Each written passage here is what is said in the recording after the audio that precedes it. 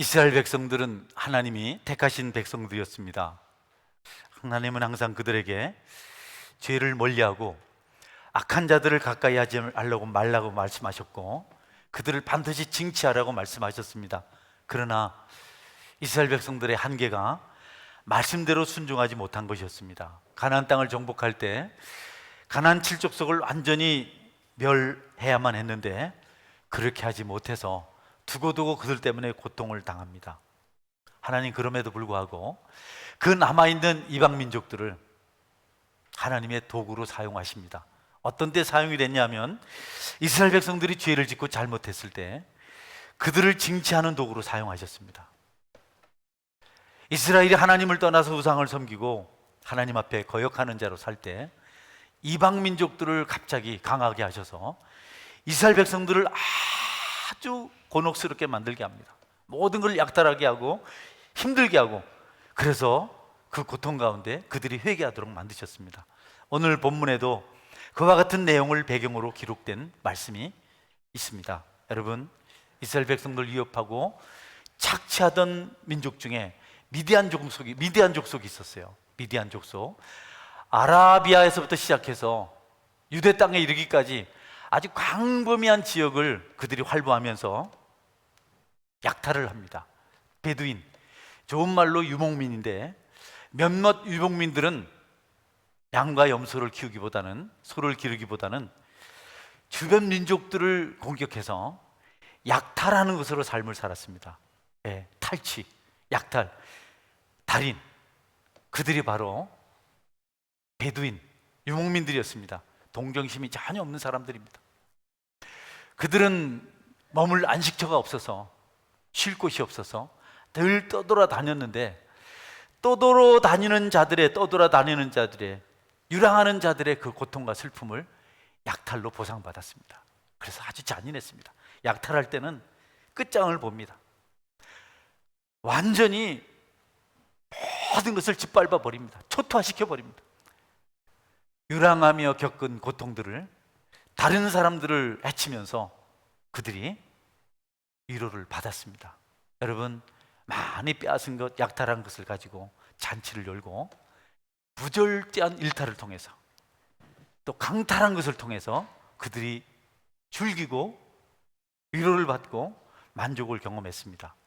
그래서 성경은 그들을 메뚜기 같다.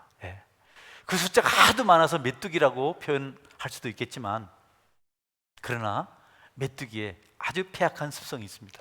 여러분, 13만 5천 명이 뜰을 덮었는데 어지간하죠. 요즘 소련이, 러시아가 전쟁을 일으켰는데 10,000명의 군대는 참 많다. 여러분, 어마어마하죠, 사실은. 그런데 13만 5천 명의 베두인이 이스라엘 백성들이 몰려왔을 때 메뚜기라고 표현할 만합니다. 그런데 여러분, 메뚜기의 또 다른 좋지 않은 특징은 완전히 쓸어버리는 겁니다. 하나님께서 이스라엘 백성들에게 10가지 재앙을 내리실 때 아주 심각한 재앙들을 내렸습니다. 정말 감당할 수 없는. 근데 10가지 재앙 중에 8번째 재앙이 메뚜기 재앙입니다. 조금씩 정도를 더 강하게 하셨죠. 마지막 재앙이 죽음입니다. 8번째입니다.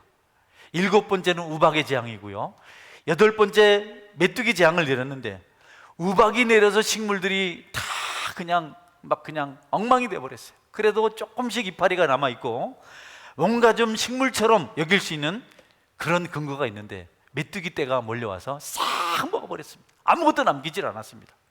메뚜기 같다는 표현은 미디안 족속들, 베두인 족속들이 얼마나 잔인한 것인지를 알려주는 것입니다. 여러분, 그들의 파괴력은 무시무시했습니다.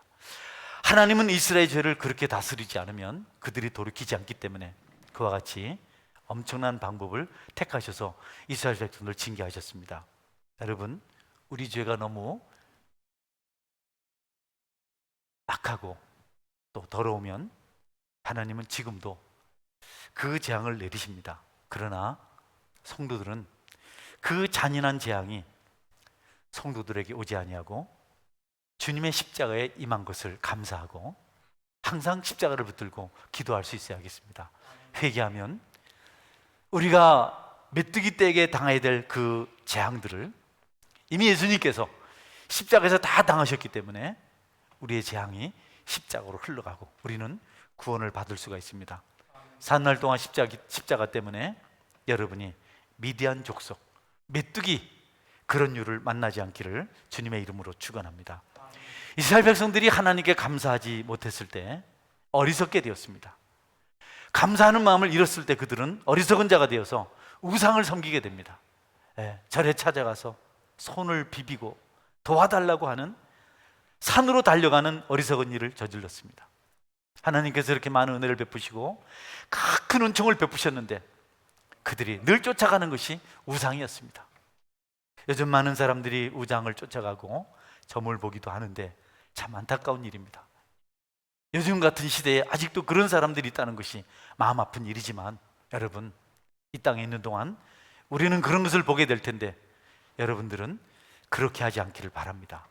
보호자 되신 분, 피난처가 되신 분을 저버린 그들이 피할 곳이 없고 결국 미디안의 노예가 되어버렸습니다. 모든 풍요가 사라졌습니다. 자신들을 풍요롭게 하고 도와주고 인도하실 분을 거절했으니 아무도 그들을 지켜줄 자가 없습니다. 인도할 자가 없습니다. 그러니 약탈자들이 아무것도 남기지 않고 다 빼앗아갑니다. 짐승이 먹어야 하고 사람들이 먹어야 할 것을 하나도 남겨두지 않고 빼앗아갔습니다. 생명도 그들이 목숨도 위협했기 때문에 이스라엘 백성들은 바위 틈에 살았어요. 암열에 살았다. 그렇게 숨어 지나다가 가끔씩 거기서 나와서 농사를 짓고 또 토지를 약간씩 개간해서 먹고 살 것을 장만했는데, 그런데 여러분, 추수 때가 되면 다시 그들이 몰려오는 겁니다. 싹 걷어가는 겁니다. 미디안 족속들은 이스라엘 기름진 골짜기를 우리의 목장이다, 우리의 창고다, 이렇게 말을 했어요. 그 이스라엘 백성들이 숨어서 어찌어찌 좀 농사를 지어서 가을에 양식을 좀 얻으려고 하면 먼저 도둑놈들이 와서, 약탈자들이 와서 다 빼앗아 갑니다. 목초지를 다 짓밟아 버립니다. 철저하게 파괴되고 완전히 피폐하게 되었습니다. 여러분, 다행스럽게도 그럴 때 이스라엘 백성들이 하나님을 찾았습니다. 기도하기 시작했습니다. 죄로 인해서 고통을 당하고 너무너무 힘들기 때문에 그들은 무릎을 꿇었습니다. 하나님께서 그들의 부르짖는 소리, 그들의 신음소리에 귀를 기울이시고 그들을 구하시기로 작정하시고 한 사람을 세우셨는데 그가 바로 기드온입니다. 기드온. 네, 여러분, 우상을 섬기기 때문에 고통을 너무 당해서 그들은 우상을 지긋지긋하게 여기게 되었습니다. 우리가요, 죄를 짓는 재미를 경험하는데요, 하나님께서 징계하지 않으면 그 죄를 계속 즐기게 됩니다. 그런데 죄를 지을 때 우리를 몸서리치도록 하나님께서 징계하세요. 여러분, 잘못했을 때, 죄를 지었을 때 징계 채찍 맞는 것 감사하시기를 주의 이름으로 축원합니다. 너무 힘들게 하세요. 그런데 이상한 것은요, 하나님이 좀 고삐를 풀으면 또 우리 속에서 죄가 고개를 들어요. 또 우리 속에서 죄가 꼬리를 흔들기 시작해요. 네, 제가 경험해봐서 알거든요. 죄는 그렇게 끈질깁니다. 십자가가 아니면 안 될 존재가 우리 인생인 것을 우리가 우리의 삶을 통해서도, 말씀을 통해서도 알 수 있습니다. 우리가 그렇게 해도 지긋지긋하고 우리를 힘들게 만들었던 그 죄로부터 우리가 완전히 구별되길 원한다면, 여러분, 영원한 보호자이시고 후원자이시고 인도자이신 하나님께 돌아오면 됩니다. 성도 여러분, 하나님께 피하시기를 주의 이름으로 축원합니다. 죽게 나오는 자는 하나님께서 받으시고 안정케 하시고 평강한 길로 인도하십니다.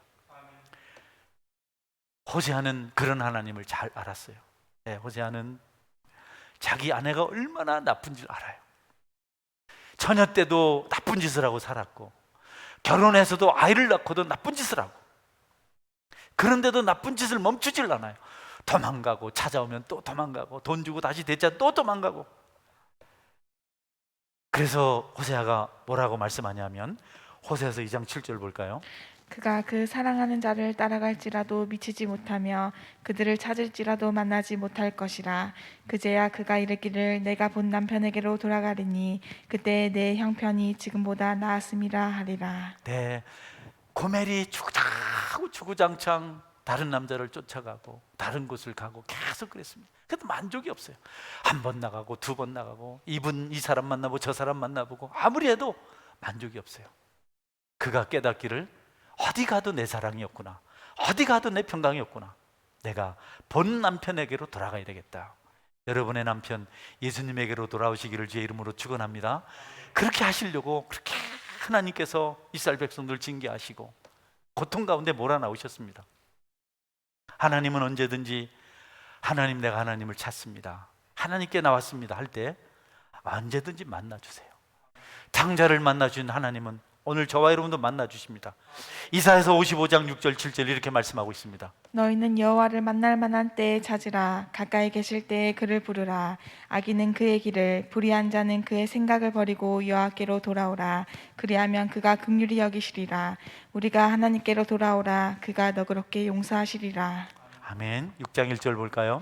오라, 우리가 여호와께로 돌아가자. 여호와께서 우리를 찢으셨으나 도로 낫게 하실 것이요 우리를 치셨으나 싸매어 주실 것이니라. 아멘.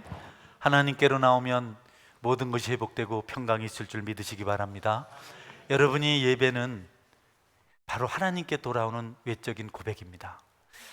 여러분이 여기서 하나님을 만날 수 있는 축복의 주인공이 될 수 있습니다. 여러분의 삶이 힘들고 어렵고 험해도 여기서 하나님을 만나면 다 잊을 수 있어요. 저도 삶이 어렵거든요. 여러분들은 내가 노는 것 같지요? 목사님 참 팔자 좋네, 날마다 노네, 설교나 하고. 한번 해봐요. 다음 주에 잘하면 내가 100만 원 줄게. 또 우리 교회 또 나오다가 나 다른 교회 갈래 할 때 나 못 살아요, 가지 마오, 이 노래가 저절로 나옵니다. 너무너무 힘든데 저는 이 예배하는 날은 주님만 생각합니다. 아멘. 거기서 회복이 돼요. 아무것도 생각하지 않습니다. 그래서 저는 예배를 기다립니다. 예배는 아주 축복된 시간입니다. 예배 장소는 모든 것을 씻어내는 장소입니다. 여기서조차도 하나님 만남에 집중하지 못하면 여러분은 기회가 없습니다. 여러분, 예배를 통해서 우리 하나님 꼭 만나시기를 주님의 이름으로 축원합니다. 우리가 예배하는 시간을 통해서 하나님께 돌아오는 겁니다. 우리가 이 일을 하지 못하면, 여기서 회복하지 못하면 길이 없어요. 어느 곳에도 없습니다. 내가 아는 분은 하나님 한 분밖에 없습니다. 내가 기억하는 분도 하나님 한 분밖에 없습니다. 이런 찬양이 있더라고요. 나는 다른 거 아무것도 모릅니다. 하나님만 압니다. 나는 다른 거 아무것도 기억나지 않습니다. 하나님만 기억납니다. 여러분에게도 이런 고백이 있기를 축원합니다. 그게 회복이고 치료고 그게 충만입니다. 예배조차도 실패하면 여러분이 어디 가서 무엇으로 주님을 만나고 회복을 경험할 수 있겠습니까? 돌아오라고.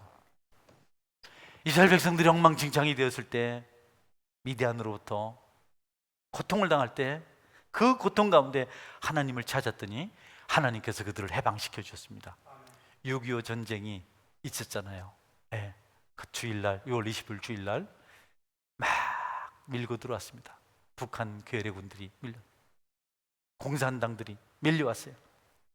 3일 만에 낙동강 이남 지역만 남고 다 정복이 됐습니다. 이제 뭐 하루도 안 지나면 끝장이 나는 겁니다. 학도병들이 동원되고 많은 희생을 치렀는데, 그때 부산 진에 있는 한 교회에서 피난민들과 성도들이 모여서 기도했어요. 하나님, 우리 죄를 용서해. 다른 기도하지 않았습니다. 남 탓하지 않았습니다. 누가 어떻고 저떻고 말하지 않았습니다. 무릎 꿇고 눈물로 기도했습니다. 우리가 주의를 지키지 못했습니다. 우리가 예배를 진실되이 드리지 못했습니다. 우리가 나누지 못했습니다. 우리가 섬기지 못했습니다. 회개하고 또 회개했습니다. 그들은 더 이상 피난길을 찾을 수가 없었어요. 지금까지 나무로 피난해서 부산까지 이렇게 왔는데 더 이상 갈 곳이 없었어요. 그때 그들은 알았습니다. 그들의 피난처가 하늘에 있는 줄 알았습니다. 하나님께 기도함으로 미국을 비롯한 16개국 연합군이 이 땅에 와서 이 땅을 지켜주신 줄 믿으시기 바랍니다. 하나님께 나오는 것은 곧 우리에게 회복을 의미합니다. 여러분이 어려움 중에 있을지라도 하나님을 기억하는 믿음이 있다면 여러분의 어려움이 해결될 줄 확실하시기 바랍니다. 어려울 때 하나님이 생각나면 그것은 복이에요. 어려울 때 절간이 생각나면 끝입니다. 어려울 때 주님이 생각나서 주님 내가 왔습니다. 있는 모습 그대로 왔습니다. 예배 때마다 여러분은 그런 중심으로 하나님께 예배하시길 바랍니다. 기드온을 찾아와서 천사가 기드온을 만나 주었을 때 이미 승리가 예견되었어요. 네, 여러분께서 잘 아는 대로 기드온에게 하나님께서 전쟁의 방법을 알려주셨습니다.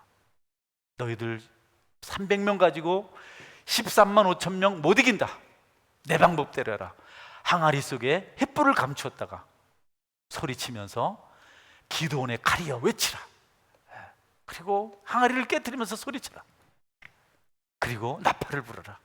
여러분, 하나님은 300명이 13만 5천 명을 이길 수 없었기 때문에 전면전을 가르치지 않았어요. 게릴라전 가르치지 않았어요. 하나님 방법대로 하라 그랬어요. 너무 상대가 안 되는 게임이니까 기도원이 다른 방법이 없어서 그렇게 하겠다고 아멘 했습니다. 그래도 밤에 잠이 오질 않아요. 적 진영을 살펴보러 가라. 하나님 그러세요. 내가 정말 나를 못 믿겠거든, 불안하거든, 한번 적 진영에 가봐라. 그래서 살그머니 적 진영에 갔는데요, 미디안 진영에서 막 이런 소리가 들렸어요. 야, 내가 지난밤에 꿈을 꿨는데 큰 보리떡 하나가 이스라엘 진영에 우리에 굴러가지고 우리 장막을, 우리 진영을 무너뜨렸다. 그러니까 한 병사가 있다. 그 보리떡 누군지 아나? 기드온이다. 여러분, 보리떡 하나가 완전히 미디안을 초토화시켰어요. 한번 볼까요? 사사기 7장 13, 14절. 기드온이 그곳에 이른즉 어떤 사람이 그의 친구에게 꿈을 말하여 이르기를, 보라, 내가 한 꿈을 꾸었는데 꿈에 보리떡 한 덩어리가 미대한 진영으로 굴러들어와 한 장막에 이르러 그것을 쳐서 무너뜨려 위쪽으로 엎으니 그 장막이 쓰러지더라. 그의 친구가 대답하여 이르되 이는 다른 것이 아니라 이스라엘 사람 요아스의 아들 기드온의 칼이라.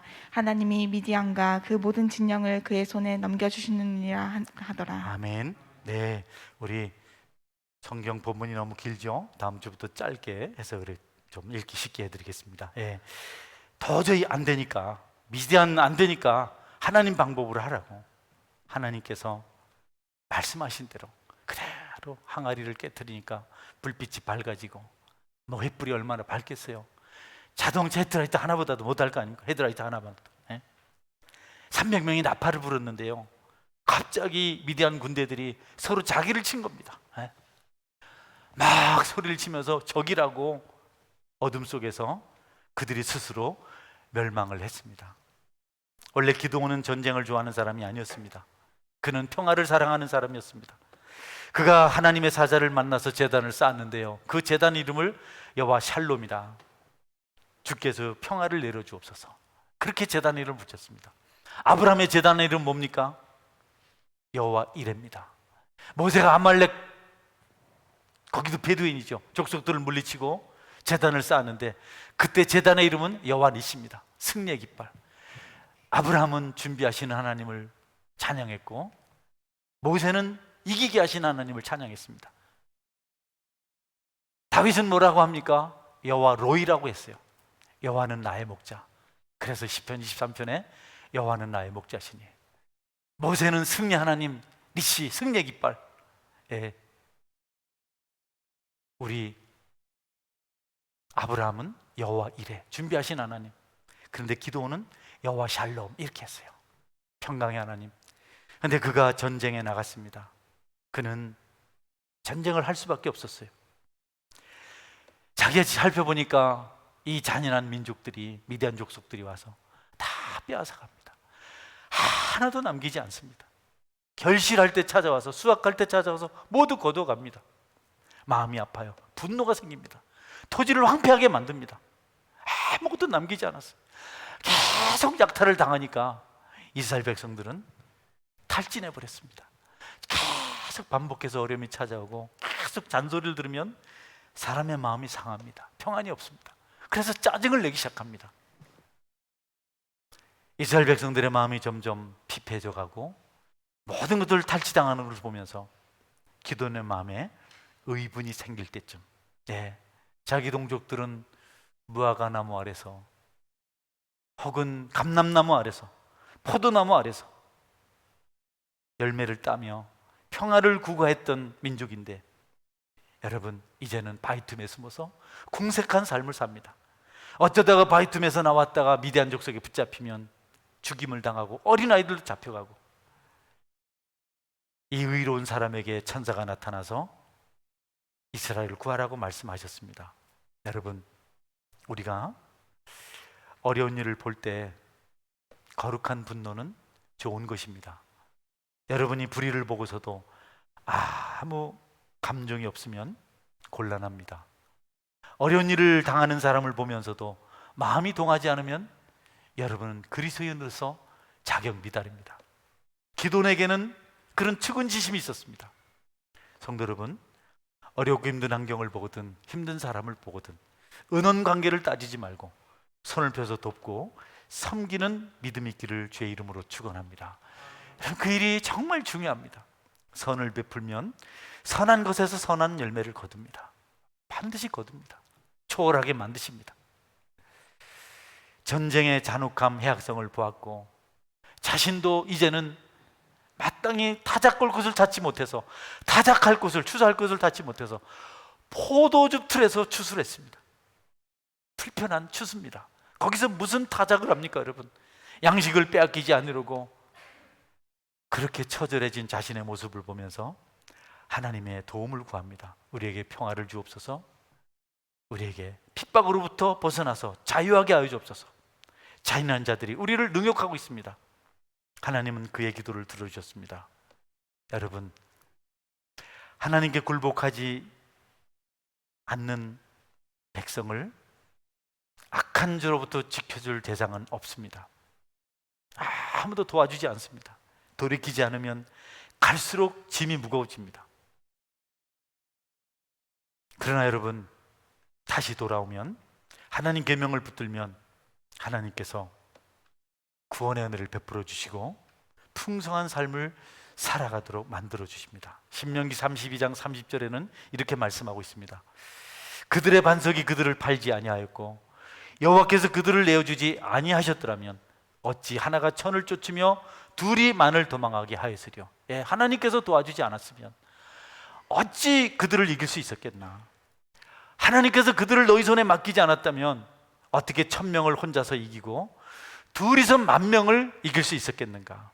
하나님이 그들을 너희 손에 붙였기 때문에 너희가 승리할 수 있었다. 이렇게 하나님께서 말씀하십니다. 우리의 삶이 어렵고 힘들어도, 우리 주변의 환경이 아주 고통스러워도 여러분이 하나님께 돌아오시면 하나님께서 그 모든 대적을 물리치시고 승리의 노래를 부르게 할 것입니다. 그러므로 여러분, 하나님께서 부르실 때 하나님께로 돌아오는 은혜가 있길 바랍니다. 우리가 이런 지식을 압니다. 하나님을 알면 되겠구나, 하나님께 돌아오면 되겠구나. 그 지식이 실제적으로 여러분을 행동하도록 만든다면 여러분은 엄청난 유익을 얻을 수 있습니다. 아는 것이 끝이 아닙니다. 하나님께 돌아오면 모든 것이 해결된다고 말씀하셨네. 이스라엘 백성들이 하나님께 돌아오시니까 자유하셨네. 나도 하나님께 돌아와야지. 거기까지 끝나지 말고 실제적으로 행동을 옮겨서 하나님께 무릎 꿇고 기도하고 예배하는 자가 되면 반드시 여러분은 약속하신 축복을 얻을 수가 있습니다. 성도 여러분, 믿고 행동하시는 은혜가 있기를 축원합니다. 돌아오는 은혜가 반드시 있어야 됩니다. 사사기 6장 12절에 이렇게 말씀합니다. 여호와의 사자가 기드온에게 나타나 이르되 큰 용사여, 여호와께서 너와 함께 계시도다 하매. 하나님이 함께하지 않는 1000명보다 10,000명보다 하나님이 함께하는 1명이 더 강합니다. 하나님이 함께하지 않는 13만 5천 명보다도 하나님이 함께하는 300명이 더 강한 겁니다. 저와 여러분이 하나님이 함께하다면, 하나님께서 함께하시는 삶을 산다면 여러분, 우리의 모든 곤고함과 문제가 떠나가고 우리에게 평강이 임하며 축복이 임할 줄 믿으시길 바랍니다. 하나님이 정하신 법칙입니다. 곤고하신가요? 삶이 답답하십니까? 들이나 산으로 가지 마십시오. 여러분, 술잔 찾지 마십시오. 사람 찾아 허덕이지 마십시오. 하나님께 나오십시오. 거기 길이 있습니다. 그분만이 우리의 길이고 그분만이 우리의 방패가 되십니다. 다른 것은 아무것도 여러분 소망이 없습니다. 명심하십시오. 아직까지도 세상을 잊지 못해서 유리하고 방황하는 베두인의 삶을 사는 분이 계십니까? 삶이 공고해서 기절하도록 마시지 않으면 안 되는 사람들, 삶이 너무 무미해서 쾌락에 빠지지 않으면 안 되는 사람들, 그 일은 아무리 해도 우리에게 소망이 없습니다. 그러나 하나님께 돌아와서 무릎 꿇고 나는 하나님의 백성입니다 할 때 여러분의 가정이 살아나고 자녀가 복되고 여러분의 미래가 열릴 줄 믿으시길 바랍니다. 이 일이 이루어지지 않으면 아무것도 되지 않습니다. 여러분의 수고로 되실 것 같으면 하나님께서 무엇 때문에 예수 그리스도 십자가에 죽게 하셨을까요? 주님 앞에 나오십시오. 주님을 만나십시오. 여러분이 꼭 예배에서 승리하시길 바랍니다.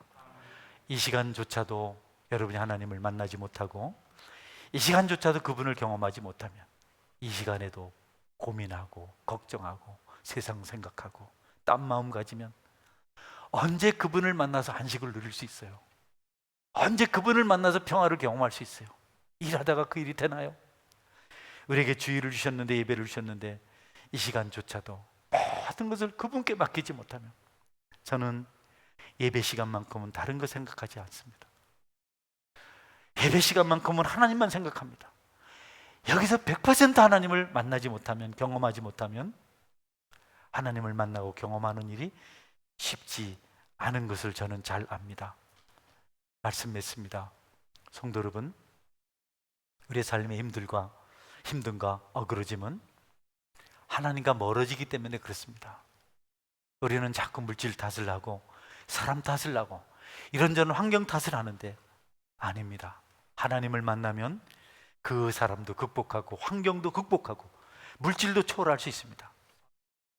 이스라엘 백성들이 다시 하나님을 찾았을 때 그들은 회복이 되었고 기드온은 적들을 물리칠 수 있었습니다. 꼭 주님을 깊이 만나셔서 주님 때문에 감동하는 삶을 살아가시기를 축원합니다. 아멘. 기도하겠습니다.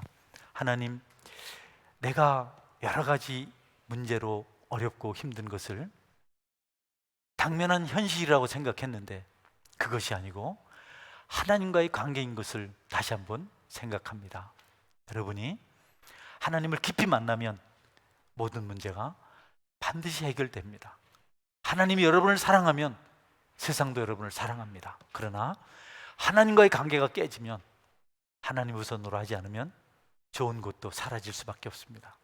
여러분은 하나님을 잘 섬기는 사람들, 하나님 붙드는 사람들을 생각할 수 있습니다. 그들이 얼마나 존중을 받으며 그들이 얼마나 성령 충만하며 그들이 얼마나 부유함을 가지고 부유하게 살고 있는지, 물질 때문이 아니며 사람 때문이 아니며 어떤 조건 때문이 아니고 주님 때문에 행복한 것을 여러분이 알 수가 있습니다. 하나님, 나도 하나님을 만나서 하나님 때문에 행복한 삶을 살길 원합니다. 한번 같이 기도하겠습니다.